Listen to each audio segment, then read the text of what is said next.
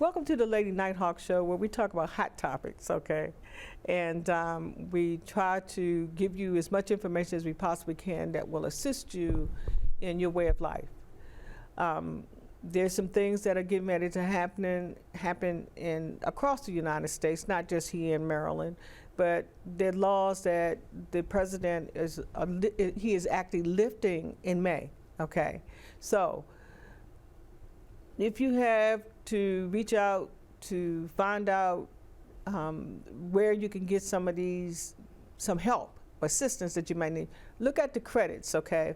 Because everyone that's been on here, their name is on a credit. They've given you information where you can get assistance. So please look at the credits. If you watch it, everything stays on for a week. So that means that if you missed it, put it on, then you can back it up, rewind, and then you can write the information down. Now tonight I have some gentlemen that are here. We have one that we haven't seen for a minute, but we have some gentlemen here that are here to give you some information on a certain topic. And so I'm going to kind of be quiet, okay, and listen, because sometimes I get very passionate about things, okay? So I want this gentleman to my right to introduce himself, and then I would like for him to introduce the people that are our guests. Fantastic. Paul, let me just say, this is why we get together, because the topics get hot, the discussion gets passionate, and so we bring it all to the table to the audience. But having said that, thank you for inviting us. And we're going to have these guys back. Yeah, of course. If they'll come back. Our audience knows me as Ron Peterson. I wear many hats, and today I'm sitting here as the chair of Laurel Juneteenth Executive Committee organizing Laurel. That's another topic we'll get into. But I say that by way of, I met these two gentlemen, these brothers in the community of Laurel. One council member, Martin Mitchell, the fine work that he's done in the community. Also, Troy Griffith, who is also the secretary, shameless plug, also the secretary of Juneteenth. But I met them, and then Troy was sharing with me what they've done and accomplished by way of rent stabilization in the county of Georgia. So we've invited them to, on topic to discuss the organizing efforts, the legislation, and the pros and cons of rent stabilization and for renters in Prince George County. What does it mean? So, and that's what I'd like for you to explain, because some people, they don't understand what rent stabilization is, and what's the other term that you used on our show? Rent control. Rent control. Yeah. Yes. And what's the difference between the two? Sure. I mean, so very simply, rent stabilization is, your rent generally increases annually. So when that annual increase comes, rent stabilization basically puts a cap on what the landlord can increase that rent, whether it be 2%, 3%, 4%, and the county bill is 3%. And so the county bill we're very happy with. Of course, it's a temporary bill, so it's something that we're going to have to continue to work on. But we're happy because we see Mount Rainier, which is the second city in the state of Maryland to pass rent stabilization. Mm-hmm. And theirs is permanent. And so I do believe that, we will see more efforts, but I think also we need to see, we need to hold developers accountable when they're building apartments, a lot of which we've seen in the area. We need to make sure that they're building more deeply affordable units. Because for a lot of times they'll have a few affordable units in there, and those would be very what they call right below market rate.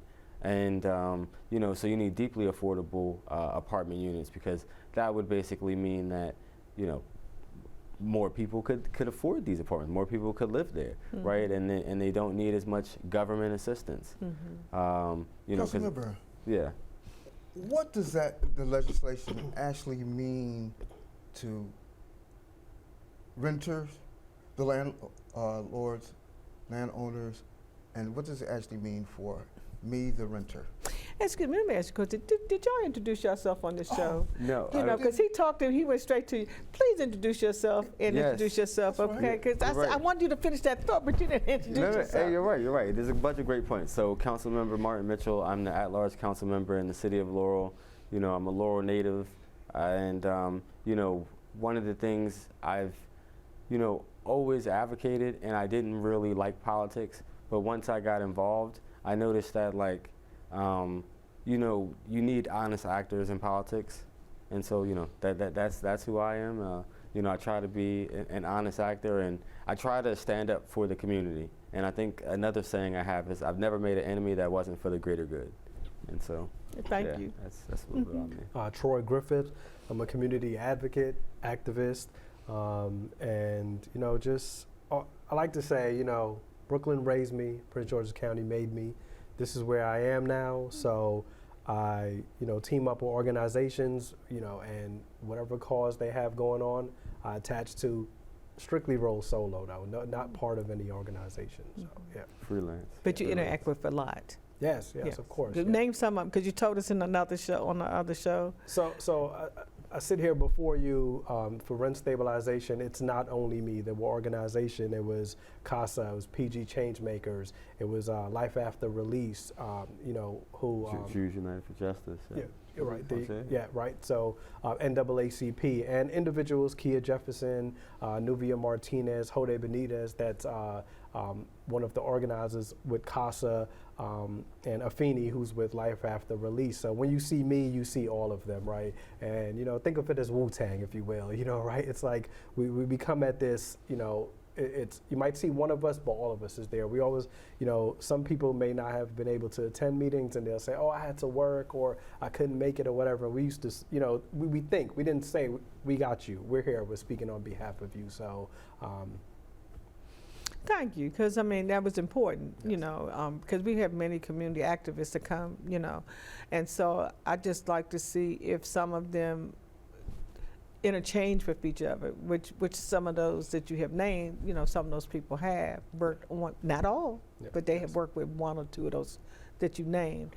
And so I thank both of you for coming out, and sharing with us today. And if you look at Let's Talk with Paul at 3:30, you can see where we started with this conversation and how we're going to try to continue it with this one at 8 o'clock. Okay, how about that? That's great. Okay. Back to my question. Yes, back to your question. We had interesting guests, right? We had interesting guests. It's such a hot topic. It's such an interest. We switched seats and lost perspective. I really don't, Paul. Okay, all right. But I asked that question just, because coming from New York, and it's been rent stabilization as well as rent control has been there for so many years. So, and it's not so much new, but for a lot of renters as well as landlords, what does that legislation actually mean? Yes, and so, when we look at the county legislation, CB 7, Councilwoman Crystal Riata, what it means is that there's a couple of exceptions, so a lot of people should know that. One is new construction will be exempted. So anything within 5 years, of just being built, will be exempted from that. Also, which would be exempted is local, federal, local affordable housing that has received local, state, or federal like housing grant and like subsidies. Vouchers. Yes, exactly. But that is, I will say that that's something that the councilwoman is looking into, because there's a lot of senior homes that this bill would impact, and because it's the way it's written, fall outside of the scope. That was one of the amendments that the county executive had proposed, and they accepted. But it's not enforced yet, because it doesn't go into effect until April 17th. So it doesn't actually go into effect until April 17th.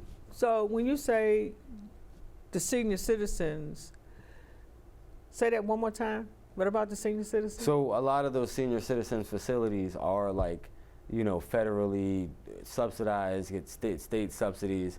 And so like that, when accepting that amendment, it wasn't completely clear that it would exclude some of those places in which we hope to actually save, right? We hope to actually So does that benefit. mean that those seniors' leases, rents can go up as the landlord's will, as maybe not as 3% of what is being imposed, since they're exempt from it, it can go up 5, 10? So there's still probably, of course, like some federal and state guidelines on these places, but they can increase the rent more than, you know, the 3%. But that is something that I've spoken to Councilwoman Oriada's office. They're looking to work with the administration and, you know, the rest of the council members to introduce something that would especially protect senior residences, because that was something that we caught pretty early, even before it goes into effect in April. So now what does it mean for, okay, that's just on that side, but for me, the consumer or the leasee, what does it mean? So the legislation. So you said, what does it mean for you as a consumer? Right, as a renter. As a renter, oh, okay. Well, so as a renter, you know, as a regular renter, what it would mean for you is you have predictability, like from year to year, you know what you're going to be paying. You know, you'll be able to say, hey, I'm going to pay 3% more at maximum next year. And so, like, it gives you some type of predictability. The same way if you were a homeowner and you're in a fixed mortgage, you know that you're going to be paying the same amount you did 20 years from now, 20 years later, right? Like. So how's the word getting out? Because we often talk about. You said, oh, how's it? Yeah. This and that's what here we often talk about that. A lot of times, folks don't know what's going on and hear about it. So. Well, the word has gotten out, right? I think social media. I think the regular news. One of the things that we've seen in this movement is grassroots being activated, door knocking, you know, going to events. You know, Troy can tell you that there were actual people out there getting petition signatures, you know, affected residents. A lot of them were seniors. I know one particular senior in Laurel who got over like probably 100 to 200 signatures. And, you know, she's in a building, you know, that, you know, might have fallen out of the scope of the Prince George's bill now, right? So, you know, that's why we found out very early, because, you know, she was one of the people on the front lines. And so, like, you know, the word is getting out there. I would say that, you know, obviously the leasing companies are not going to send it out, but I'm sure that the county is going to send out some letters, because the thought is if landlords are violating, you need to report them.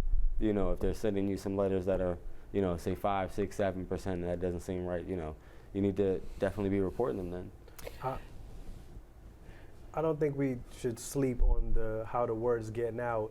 Most of us who advocated for rent stabilization found out through word, right? You know, one person told another. We weren't sitting watching the local news and we knew about it. It was one neighbor was affected and the other neighbor told another one. Yeah. One of my favorite Dr. King quotes is, whatever affect one directly affects all indirectly, right? So it's, if you, for example, Kia Jefferson, when she was affected, if you ever meet her, she's a live wire, she doesn't play, and that goes for everyone. You know, if it starts to affect you, your neighbors will know. You know, as the saying goes, no person is an island, right? So you're going to tell a neighbor and you get to say, oh, mine's went up too, what can we do? And you'll say, oh, by the way, I'm working with CASA, I'm working with PG Changemakers. So, and we should never sleep on seniors. They vote like no one else. Oh, yeah, not only have I, you know, been an advocate, you know, I'm an activist, but I've canvassed, I've knocked on doors in Baltimore, Ellicott City, all over. And every time I look at that canvas sheet, I'm knocking on doors of people that are 70, 80 years old. They vote. So if elected officials want to play with anyone, it should never be a senior citizen. So play with them if you want, raise their rent and see what will happen. So and I'm with you, and I'm glad you said that. Yeah. So I am so happy to hear you say that, because how can you sleep on the senior citizens? How did they get left behind? Yeah. I mean, you know, it just seems like if I'm doing a bill, your mama or your grandmama is a senior citizen, you know, so how you gonna forget about them if they living in an apartment complex and you know that who's gonna take the brunt of the rent? If you got rent stabilization for young people, then who's gonna help them until they're out on the street, okay? I think that's just crazy, and I'm so glad that you said that, because my feet was over here, and I said I wasn't gonna say nothing, but that's all the time that every show that we've had since COVID, it's been something about what are we doing with our senior citizens, because we do vote. Yes, you hit it on the voters. They're super definitely. You actually hit it on the note, because one of the council members of Prince George's County Council, he actually, I would believe he was going to be a no vote and he said he got a call from one of his mother's friend, Hawkins. Councilmember Hawkins got a call from his mother's friend and said, hey, the reason your mother moved around so much was because they couldn't afford the rent, so they had to move around. And I'm guessing Councilmember Hawkins is a man of a certain age. I'm guessing his mom is a woman of certain age. So he remembered that story, and it was him thinking of his mother as a senior citizen moving around. Maybe she wasn't at the time, however, you would imagine. But yeah, you hit it on the note that, when laws are implemented, if you think about there's a saying, what would so-and-so do? What would your grandmother think of you? So yeah, definitely, we never should forget them. As I get closer to that age, whenever, Lord willing, that, I hope no one forgets me. So it's on us to realize that, we should be taking care of the least of the children, senior citizens. And it was a commercial that was on last year during the wintertime. I think it wasn't last year, because last year we were dealing with COVID. So I'm going to say 5 years ago. And that's when one of the times, whenever it was, is when the gas was going up like it is now. Inflation was rising like it is now. And they used to have this commercial that came on television, and they said, one never knows who's suffering. One never knows who cannot buy food to eat. One never knows who needs a place to sleep. And they would show you all these different people. And then they would tell you who they were at the bottom. The people never spoke, but the person would be asking the questions. They had preachers, okay? They had mothers, grandmothers, okay? They had attorneys that maybe now older, okay? And this just had a different array of people that they would say, one never knows. Because you look at somebody and they hide it very well, that they're doing okay, because they really don't want to be a burden to anybody. But they have to make a decision on whether or not they're going to eat, what you said earlier in the other show, whether they're going to eat, whether they're going to buy medicine, or whether they're going to pay their rent. Well, they're going to make sure they're going to pay their rent because they have to have somewhere to stay. But they don't have heat. You know what I mean? So I appreciate what you're doing, and I appreciate that somebody told you, because senior citizens is where we're built from, and if it was not for them, because they are the ones that get out and vote, they are the ones that make sure that you got elected. They're young people too, but trust me, those senior citizens was out there because they know that you have to vote, okay? Now, the only thing I say on every show, go back and look at who it is that you had voted for originally, okay? See whether or not they are still on the same page they were years ago when you put them in office, because some of them stand there, forever. And some of their thought processes have now changed from when your grandmother first voted for them. So they need to go back and do the research before voting time comes, just to see what laws are they passing, which ones they're back and which ones they're not. Because I'm quite sure, like you said, if they found out that those people that they put in office are not, that their rents is not like the bill that you're talking about, is not going to be protected, that I'm glad you brought it up, because they're going to be the first ones that they're going to put out, okay? Because they have no protection if their rent has no stabilization, okay? And so I'm glad you're here today, because I'm going to tell you folks, look at the end of these credits, because there are people that's out there helping. You name some people that have helped them. Please name those people again. It was a list, and if I forget someone, Councilmember Mitchell, let me know. NAACP, PG Changemakers, who actually, at the height of the pandemic, I was organizing with them, and amazing work. So definitely as I said, NAACP, PG Changemakers, CASA, Life After Release, because rent stabilization was multi-generational. It covered everything, multinational. And so it was, Life After Release. They were talking about people who come out of being incarcerated and unable to afford their rent. So it was affecting everyone, but off the Poor People's Campaign, everyone was attaching to this movement. And, we can't forget to mention Councilmember Carl DeWalt. He was at the head of this too. Never missed a meeting. He's always there, speaking to everyone. So if I missed anyone, Jews United for Justice. So I think that's one of the big ones we didn't say, Jews United for Justice. And I think that one of the things that you hit on was, how we treat the citizens. We're always judged by our community by how we treat, the young, the most vulnerable, and our older adults, our senior citizens. And so I do want to say that I do have faith that the council, they're going to get the amendment, and they're going to make sure to protect especially seniors.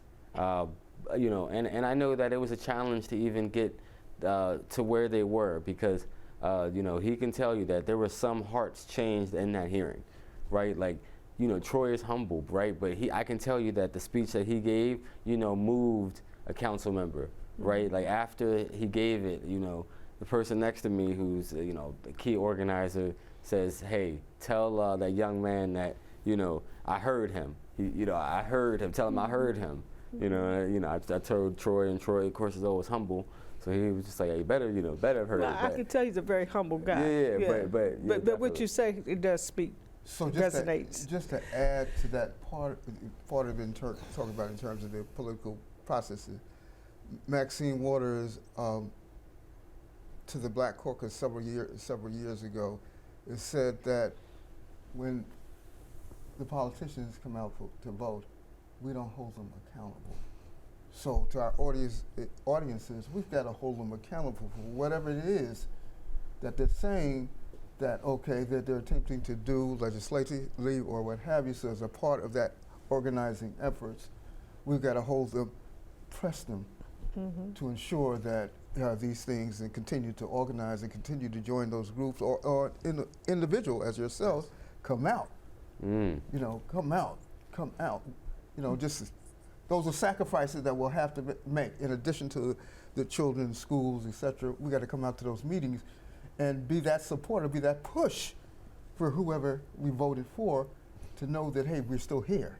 And we need to hold the churches accountable, because one way that things got changed was then when Martin Luther King and a lot of those preachers and things that were out there, churches, right? and they walk around. That's another conversation, Paul. No, I mean, now, I'm a pastor myself, so okay. So I mean, I'm just saying that they need to get back on to that grassroots that they were brought up on. They need to get out that building and get out there and tag on to somebody, organization, and do what their responsibility is on.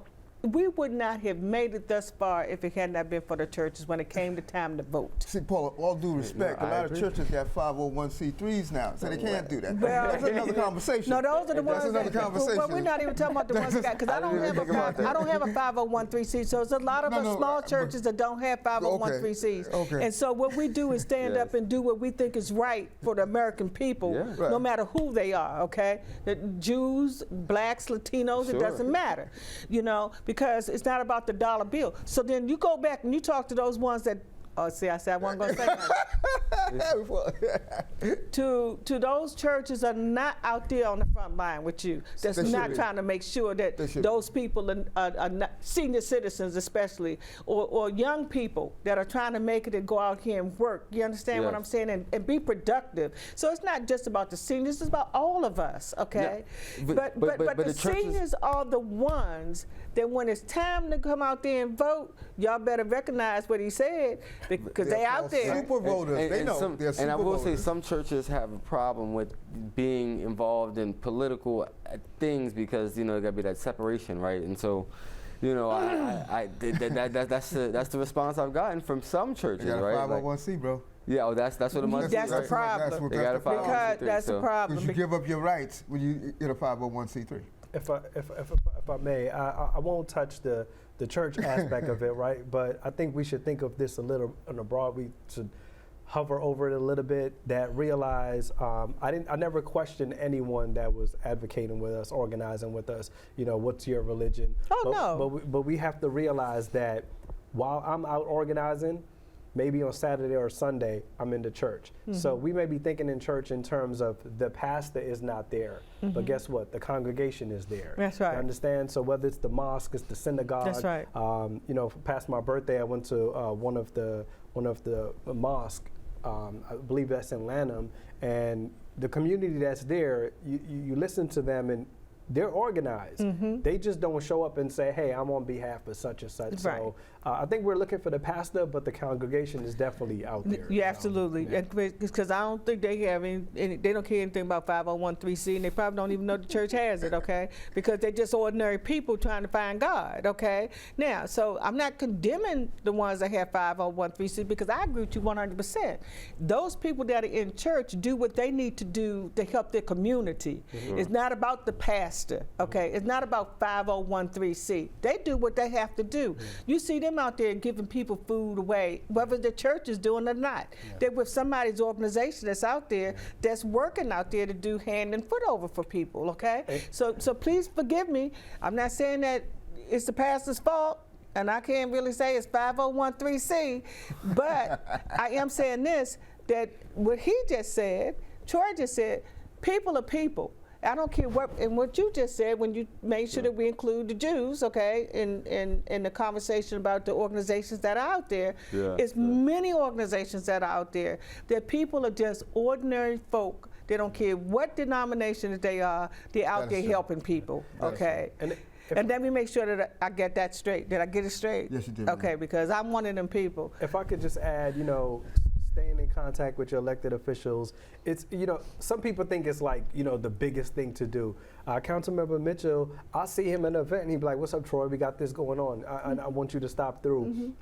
Whomever it is, Councilmember Sidnor would say, hey, we have this going on. I want you to stop through. It's a simple, like you do with your coworkers. That's right. Councilmember Mitchell is in the community. And that's accountability. I've seen him almost every event I'm at. I see him, and he'll just, hey, are you coming to this? Okay, cool, I'll be there. It's not show. Well, sometimes you show up to the meetings, yes, but you'll see them in the neighborhood, approach them, speak to them. That's actually how I got started when Anthony Brown was running for office. I saw him at Greenbelt Station. I walked up to him. I said, how does a young man like myself get involved in politics?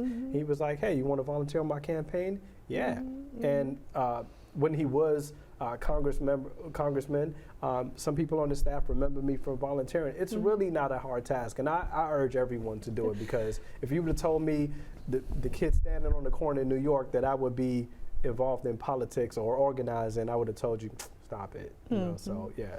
And that's the whole purpose in our show, is to get information out there. It doesn't matter who gives it, where it comes from. We want to give you good information. And we want you the politicians, hold them accountable. We want you to make sure that they're doing what they told you they were going to do for you, okay? Because if you keep on letting people, the Congress, we get away from you, the Congress, that's been in there forever and ever and ever, and people just vote for them and vote for these same people, and they don't know what bill they passing and which ones they're not. You need to make sure and see what bills they're passing and which ones they're not, because those are the people that we need to really hold accountable. The ones that are sitting in Congress that are holding things up from us to be able to live like normal, ordinary citizens, We shouldn't be moving backwards. We should still be moving forward. And the gas, because when your gas goes up outside, your gas goes up in your house. And it's ridiculous on what you're paying for gas in the house. And these people in these apartments are paying for gas, water, and electric. One time they didn't have to do that, but now they do. You know what I mean? So, but come on. And the time, Paul, the short time we got left. Yeah. So I appreciate you. If you have one thing that you want to say, because I got a few minutes, each one phrase. Well, of course, be kind, stay classy, drink your water. Get active in the community. It's that easy. We got to have them back, Paula. Yeah, they'll be for back. the second round. Yeah, they'll be back. We'll be back. And I appreciate you. And so with that, I want to thank you very much. And, Let's Talk with Paula is one of the shows, but I can't get heated on. I know I said I wasn't going to talk, but somebody put that topic up. This is the one. So anyway, I want to thank you guys so much. I thank you for what you're doing in your community. I thank you for, thinking about now working on Juneteenth Day, in Laurel. And we want to stay in touch with you, really. And so, you got